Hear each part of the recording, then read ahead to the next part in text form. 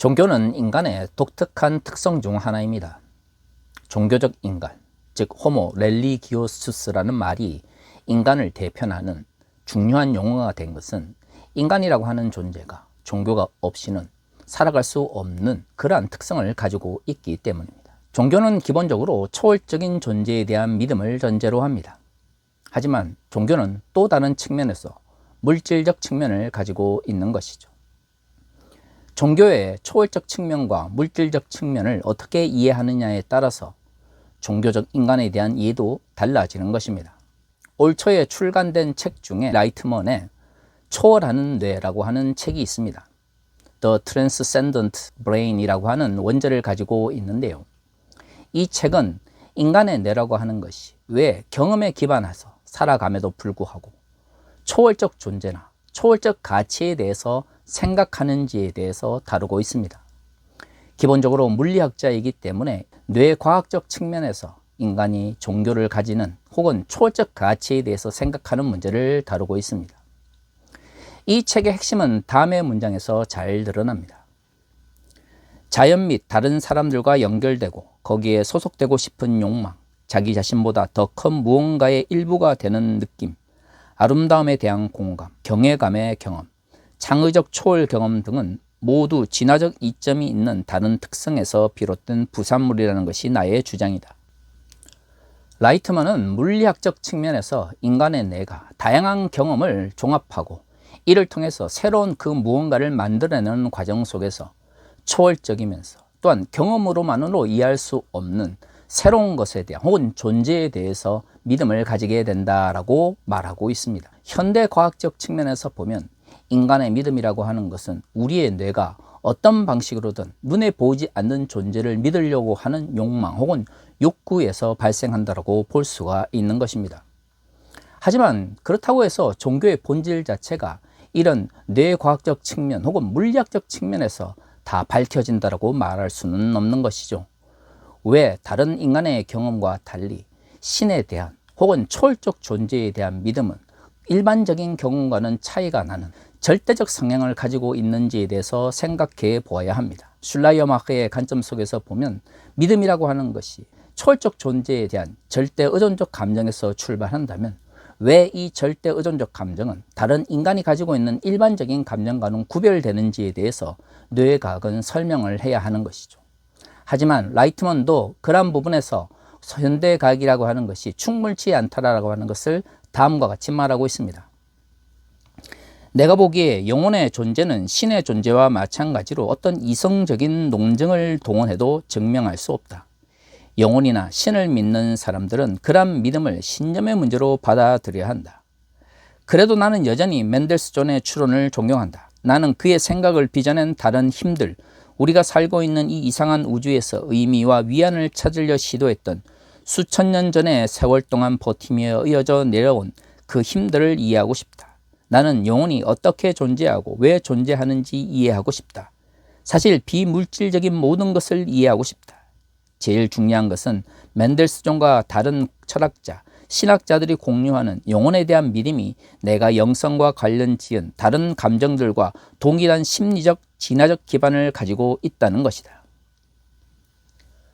라이트먼은 인간의 신앙 혹은 믿음이라고 하는 것이 심리학적 혹은 인간의 독특한 내적 변화라고 하는 것을 언급하면서도 본질적으로 영혼이나 혹은 신적 존재라고 하는 것을 이성적으로나 혹은 논리적으로 증명할 수 있는 대상이 아니라는 것을 분명히 말하고 있습니다. 뇌과학적 측면에서 종교라고 하는 것을 설명할 수 있다고 하는 것은 무조건 부인할 수 없는 것입니다. 왜냐하면 특정한 종교를 가지고 있지 않는다 할지라도 인간은 기본적으로 종교적 인간으로서 초월적 존재에 대한 관심을 가지고 있기 때문이죠. 그렇기 때문에 이러한 뇌과학적 접근을 그리스도인들이 받아들일 때는 우리가 인간의 경험이나 인간의 연약함으로 인해서 우리의 신앙이 왜곡될 수 있다고 하는 것을 분명히 인식해야 하는 것이죠. 그러나 성경은 기독교라고 하는 종교의 물리적 혹은 물질적 측면만을 가르치고 있지는 않습니다. 구원이나 하나님의 역사라고 하는 것은 성경을 가로지르는 중요한 가르침이지만 반드시 물질적 혹은 물리적 측면에서 설명할 수 있는 것이 아니기 때문이죠. 이처럼 믿음은 초월적 특성을 분명히 가지고 있습니다. 하지만 다른 한편으로는 분명 물질적이며 혹은 물리적 특성을 가지고 있는 것이죠. 그것은 예수께서 이 땅에 오셔서 하나님에 대한 믿음뿐만 아니라 그 믿음에 기반한 하나님 나라의 가치를 선포하셨기 때문입니다. 예수께서 우리에게 주신 명령에는 하나님 나라의 가치를 선포하고 그것을 이 땅 위에 실현해야 되는 측면이 있습니다. 그것은 분명 물질적이며 혹은 물리적 세상 속에서 종교인으로서 혹은 그리스도인으로서 어떤 방식으로 살아가고 실천해야 되는지를 말하고 있는 것이죠. 그렇기 때문에 우리는 믿음의 두 가지 측면, 한편으로 초월적이면서 다른 한편으로 물질적 측면에 대해서 반드시 고민을 해야 합니다. 오늘의 본문의 말씀은 구원과 믿음의 관계를 매우 잘 설명하고 있습니다. 그런데 우리가 여기서 생각해야 되는 것은 오늘 본문이 말하고 있는 구원과 믿음이라고 하는 것은 믿음의 두 가지 측면, 즉 초월적 측면과 물질적 측면을 동시에 언급하고 있다고 하는 것이죠. 17절은 이렇게 이야기합니다. 외모로 보시지 않고 각 사람의 행위대로 심판하시는 이를 너희가 아버지라 부른즉 너희가 나그네로 있을 때를 두려움으로 지내라. 17절은 하나님께서 우리의 행위를 통해서 심판하시는 분이다라고 말을 하고 있습니다. 외모라고 하는 것은 그가 어떤 민족이나 어떤 계급에 속해 있는지를 상징적으로 표현하는 것이죠. 베드로전서는 기본적으로 소아시아에 흩어져 있었던 나그네로 표현되어져 있는 그리스도인들에게 쓰여진 것입니다. 그들은 다른 계급과 또는 다른 지역 출신임에도 불구하고 예수를 믿는다는 동일한 이유로 인하여 핍박을 받고 있었던 것이죠. 그들을 권면하기 위해서 베드로전서는 쓰여진 것입니다. 이러한 나그네로 표현되어 있는 그리스도인들을 향해서 오늘 본문의 말씀은 하나님께서 우리의 출생이나 혹은 계급을 보시지 않고 우리가 하나님의 말씀대로 살아가고 있는지 우리의 행위를 통해서 심판하신다라고 말하고 있는 것이죠. 그렇기 때문에 행위를 통해서 심판하시는 하나님에 대한 두려움을 가지고 우리가 이 땅 위에서 살아가야 된다라고 말하고 있는 것입니다. 사실 과거 한국 교회에서는 그리스도인의 행동 혹은 행함에 대해서 많이 이야기하지 않았습니다. 그러나 성경에서는 그러한 믿음을 가지고 있는 그리스도인들이 어떤 실천적 삶을 살아야 되는지에 대해서 매우 자세히 그리고 반복적으로 이야기를 하고 있는 것이죠. 그러한 의미에서 교회는 믿음을 강조하는 것만큼 그 믿음에 기반한 삶의 실천, 즉 행동의 문제를 동시에 강조해야 합니다. 물론 우리에게 주어진 구원이 하나님의 은혜가 아니거나 그리스도의 공로가 없이도 구원을 받을 수 있다는 것을 의미하는 것은 아닙니다. 오늘 본문이 분명 우리의 행함으로 심판하시는 하나님에 대해서 두려움을 가지다라고 말하고 있지만 그 이후의 본문을 살펴보면 우리의 구원이 우리의 행함이나 우리의 공로의 문제가 아니라는 것을 분명히 말하고 있는 것이죠. 18절 이하를 자세히 읽어보도록 하겠습니다. 너희가 알거니와 너희 조상이 물려준 헛된 행실에서 대속함을 받은 것은 은이나 금같이 없어질 것으로 된 것이 아니요 오직 흠없고 점없는 어린 양 같은 그리스도의 보배로운 피로 된 것이니라. 그는 창세 전부터 미리 알림 바 되신이나 이 말세에 너희를 위하여 나타내신 바 되었으니 너희는 그를 죽은 자 가운데서 살리시고 영광을 주신 하나님을 그리스도로 말미암아 믿는 자니 너희 믿음과 소망이 하나님께 있게 하셨느니라. 하나님께서 우리의 행함을 심판하시고 또한 그것을 중요하게 생각하신다라고 하는 것을 이야기해 놓고 18절에서 21절은 그럼에도 불구하고 우리의 구원이 어떻게 시작되었는지를 자세히 말하고 있습니다. 하나님의 은혜로 그리스도의 공로로 우리에게 주어진 이 구원이라고 하는 것은 결국 믿음과 소망이 온전히 하나님께로부터 난다라는 것을 오늘의 본문은 분명하게 말하고 있는 것이죠. 개신교에서 믿음의 문제는 이신칭의의 교리를 통해서 구원의 문제와 연결되어 있습니다.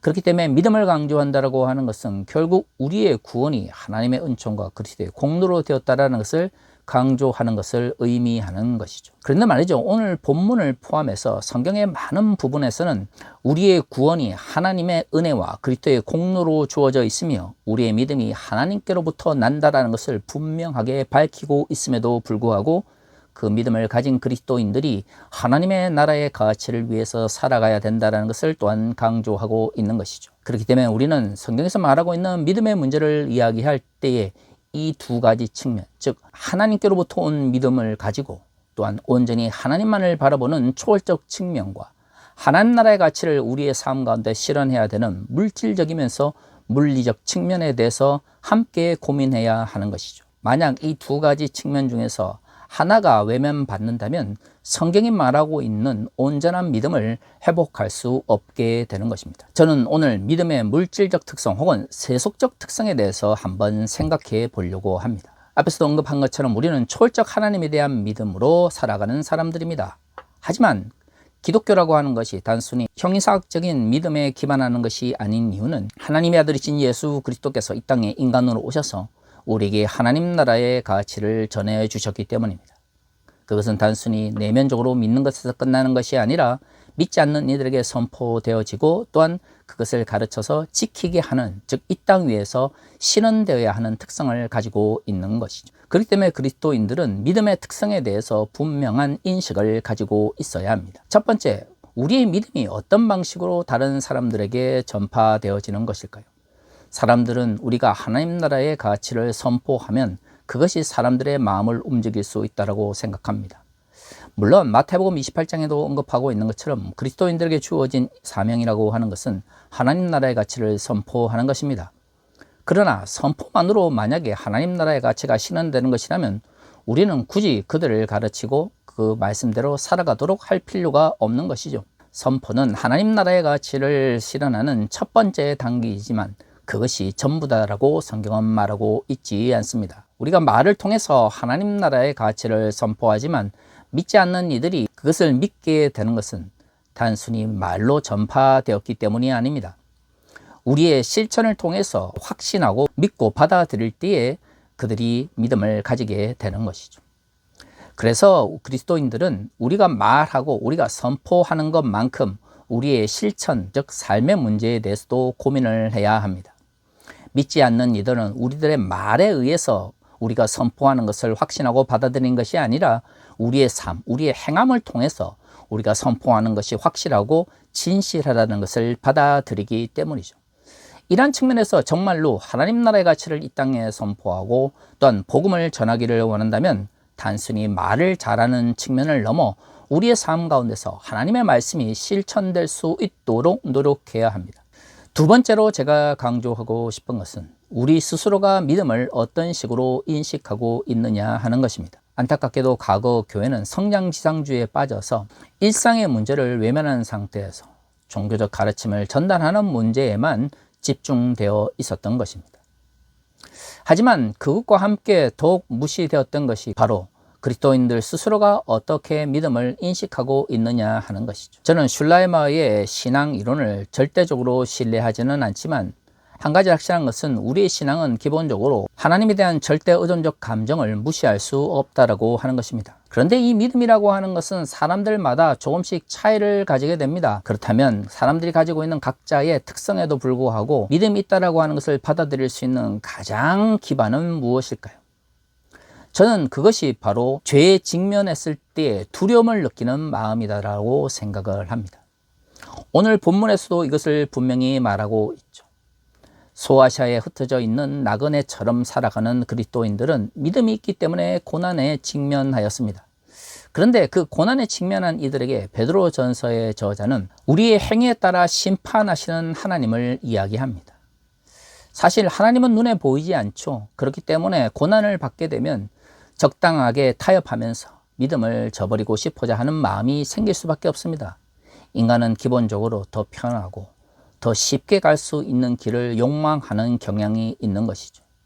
믿음이라고 하는 것은 이 인간의 기본적인 욕망을 가로막으면서 하나님께서 원하시는 방향으로 나아갈 수 있도록 우리를 재촉하는 특징을 가지고 있습니다. 고난을 겪고 있는 그리스도인들에게 행위대로 심판하시는 하나님을 이야기한다라고 하는 것은 우리가 아무리 믿음을 가지고 있다 할지라도 그것이 우리의 행위를 통해서 나타나지 않는다면 하나님께서 여기에 대해서 책임을 묻으실 것이다 라고 하는 것을 전제로 하고 있는 것입니다. 그런데 말이죠, 우리는 알고 있습니다. 하나님의 뜻대로 다 살아갈 수 없다라고 하는 것을 말이죠. 우리의 행함이라고 하는 것은 때로는 선한 방향으로 나아가지만 때로는 악한 방향으로 나간다고 하는 것을 말이죠. 그렇기 때문에 오늘 본문에서는 고난을 겪고 있는 그리스도인들, 그러나 믿음에 따라 실천적 삶을 살아가야 되는 그리스도인들에게 하나님에 대한 두려움을 가지라 라고 말하고 있는 것입니다. 오늘 본문에서 알 수 있는 것처럼 신앙을 가지고 있다라고 하는 것은 결국 하나님께서 우리의 행위대로 심판하시는 분이며, 그렇기 때문에 우리가 하나님의 뜻대로 살아가지 못할 때 그러한 하나님에 대한 두려움을 가지는 것입니다. 아무리 믿음이 다양한 특징을 가지고 있다 할지라도 우리가 죄를 짓거나 하나님의 뜻대로 살아가지 못할 때 하나님에 대한 두려움을 가지지 못한다면 그것은 그 어떤 형태로든 간에 기독교적 믿음이다라고 말할 수가 없는 것이죠. 그렇죠. 우리가 정말로 하나님께서 이 세상을 만드시고 우리의 모든 것을 아시며 구원을 주셨다라고 믿는다면 그 하나님께서 우리의 모든 행위를 지켜보시며 심판하신다라고 하는 것을 믿어야 합니다. 우리가 원하든 원하지 않든 죄 앞에 직면했을 때, 혹은 내가 죄를 짓게 되었을 때 그러한 심판하시는 하나님에 대한 두려움을 가지는 것은 너무나 당연한 것입니다. 어떻게 보면 믿음의 가장 기본적인 단계는 우리의 행위를 심판하시는 하나님에 대한 두려움일지도 모릅니다.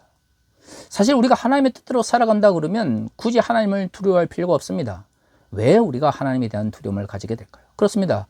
우리가 하나님의 뜻대로 살아가지 못하거나 때로는 하나님께서 싫어하시는 죄를 짓기 때문입니다. 나그네 가운데 있을 때 두려움을 가지라라고 하는 것은 우리가 고난 가운데서 혹시 하나님께서 기뻐하지 않는, 혹은 하나님께서 싫어하시는 방향의 행위를 했을 때에 그것에 대해서 두려워하는 마음을 가져야 한다는 것을 의미하는 것이죠. 이것이 바로 그리스도인들 스스로가 믿음을 가지고 있음을 알 수 있는 가장 기초적인 단계입니다. 하지만 안타깝게도 한국교회의 현실을 가만히 살펴보면 죄 앞에서 전혀 하나님에 대한 두려움을 가지지 않는 이들로 가득 차 있음을 알게 됩니다. 성경이 말하고 있는 믿음의 가장 기본과 가치에 대해서 생각하지 않으니까 죄를 짓는 그리스도인들이 자신의 죄를 정당화하는 방식으로 성경을 이용하거나 기독교의 가르침을 인용하는 것입니다. 오늘날 한국교회 현실을 보십시오.